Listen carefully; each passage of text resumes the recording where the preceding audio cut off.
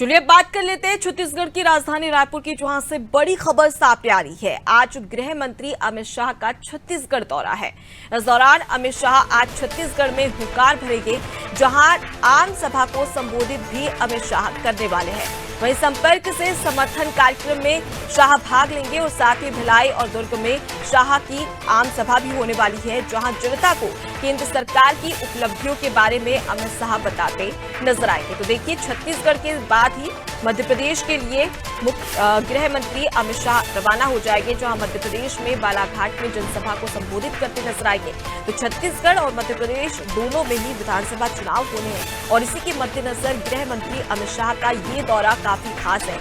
और देखा जाए तो भिलाई और दुर्ग में अमित शाह जनसभा को संबोधित करने वाले हैं। और दुर्ग मुख्यमंत्री भूपेश बघेल का गृह जिला भी कहा जाता है, जहां से चुनावी शंखनाद करते गृह मंत्री अमित शाह नजर आएंगे और साथ ही केंद्र सरकार की जो योजनाएं चलाई जा रही है उसके बारे में जानकारी देते भी, आम जनता से जानकारियां देते भी नजर आएंगे और जनता को केंद्र सरकार की उपलब्धियों के बारे में भी गिनाने वाले हैं। वहीं पर अगर बात कर ली जाए तो जिस प्रकार से बीजेपी की बात कर ली जाए तो छत्तीसगढ़ में बीजेपी विपक्ष के भूमिका अच्छे तरीके से नहीं निभा पा रही है और कहीं ना कहीं कमजोर स्थिति नजर आ रही है। और इसी के चलते गृह मंत्री अमित शाह का ये छत्तीसगढ़ दौरा है, जहां पर किस प्रकार से मजबूती के साथ में विधानसभा चुनाव लड़ा जाए, इसके लिए प्रयास किया जाएगा और साथ ही रणनीति भी बनाई जाएगी। और जो पदाधिकारी, कार्यकर्ता और नेता हैं उनमें जोश भरने की बात भी यहाँ पर गृह मंत्री अमित शाह के द्वारा की जाएगी। तो चुनाव के मद्देनजर शंखनाद किया जाएगा। और वहीं दुर्ग की बात कर ली जाए तो भूपेश बघेल का दुर्ग गृह जिला कहा जाता है और ऐसे में मुख्यमंत्री भूपेश बघेल का गृह मंत्री अमित शाह के दौरे को लेकर बयान भी सामने आया था, जहां पर मुख्यमंत्री भूपेश बघेल ने साफ कहा था कि दुर्ग उनका गृह जिला है, उनका गढ़ है और ऐसे में गढ़ को बीजेपी की ओर से ढहा नहीं पाएंगे। तो अमित शाह चाहे कितना भी प्रयास कर ले, लेकिन दुर्ग हमेशा से कांग्रेस का गढ़ था और रहेगा। तो ये बयान मुख्यमंत्री भूपेश बघेल का भी सामने आया था। हालांकि सत्ता वापसी की कोशिश लगातार बीजेपी की ओर से की जा रही है और ऐसे में बीजेपी का पूरा फोकस है कि छत्तीसगढ़ में एक बार फिर से सत्ता वापस की जाए और वापसी के लिए लगातार गृह मंत्री अमित शाह कवायद करते हुए भी नजर आएंगे। तो 2023 का चुनाव और उसके बाद में लोकसभा चुनाव और इसी के मद्देनजर गृह मंत्री अमित शाह का ये दौरा, जहां पर भिलाई और दुर्ग में वो शंखनाद करते नजर आएंगे और साथ ही आम जनता को केंद्र सरकार की ओर से जो योजनाएं चलाई जा रही है उसके जानकारी देते भी गृह मंत्री अमित शाह नजर आने वाले हैं। ज्यादा जानकारी लेंगे, हमारे साथ में नंदलाल हमारे संवाददाता जुड़ गए हैं। नंदलाल, अमित शाह का छत्तीसगढ़ दौरा, इस दौरान भिलाई और दुर्ग में आम सभा को संबोधित करने वाले हैं। चुनाव करीब है, ऐसे में सत्ता वापसी की कोशिश यहां पर बीजेपी की ओर से की जा रही है।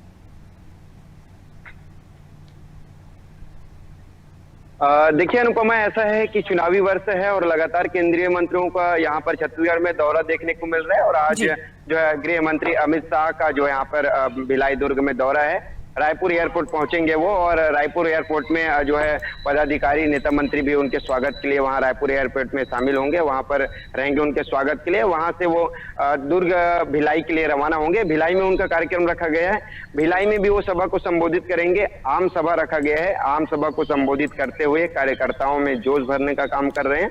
और देखा जाए तो बीजेपी के पास जो है कई ऐसे चर्चित चेहरे हैं जिनको बार बार केंद्रीय लेवल से उनको लाया जाता है और यहाँ केंद्र में जो है केंद्र से कमान जो है संभाली जा रही है आगामी विधानसभा 2023 चुनाव को लेकर।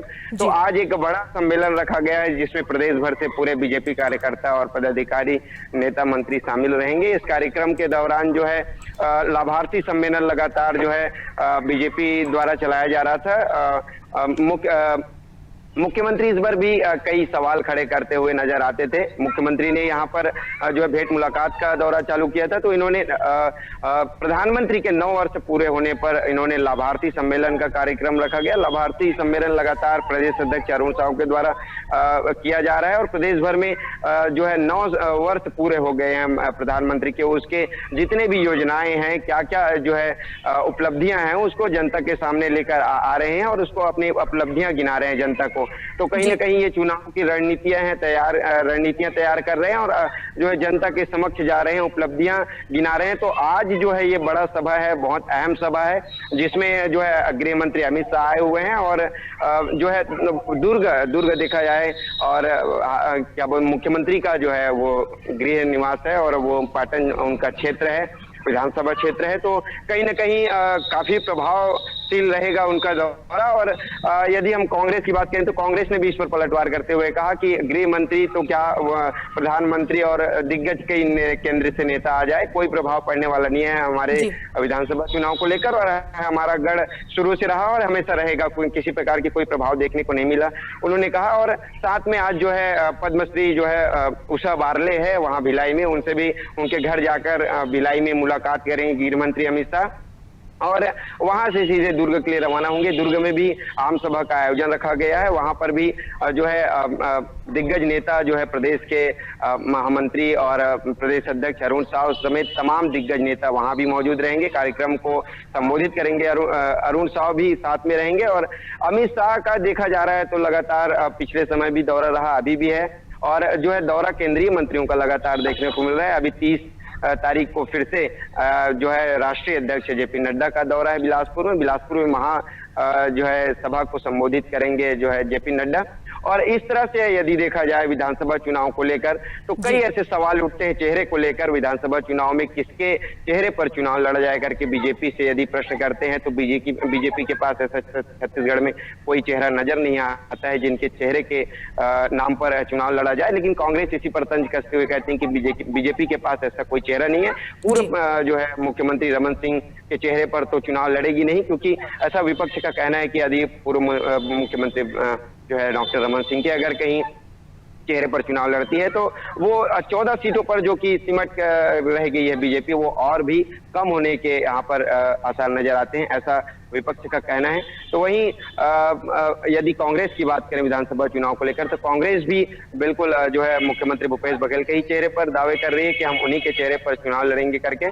आज का सम्मेलन पर फिर से हम एक बार नजर डालते हैं तो आज का सम्मेलन जो है काफी ज्यादा प्रभावशाली होगा। चुनाव वर्ष है और चुनाव वर्ष के कारण ये जो है कहा जाए सभा को संबोधित इसलिए कर रहे हैं क्योंकि एक बार बूस्टर चार्ज करने का काम कर रही है, जो कि केंद्र से जितने भी नेता आ रहे हैं, मंत्री आ रहे हैं, गृह मंत्री जैसे आए हुए हैं, तो एक प्रकार से एक बार फिर से जोश देखने को मिलेगा बीजेपी कार्यकर्ताओं में, नेताओं में, और नई रणनीतियां भी तैयार करेंगे और कई सारे ऐसे जो मुद्दे हैं जिस पर चर्चा करेंगे और जो है विपक्ष पर भी निशाना साधते नजर आएगी जो है केंद्रीय मंत्री अमित शाह। जी बिल्कुल नंदलाल, और देखा जाए तो मुख्यमंत्री भूपेश बघेल का बयान भी सामने आता है, जिसके आपने भी जिक्र किया कि दुर्ग उनका गढ़ है, कांग्रेस का गढ़ है, गृह जिला है, था और हमेशा रहेगा, चाहे गृह मंत्री कितनी भी कवायद कर ले।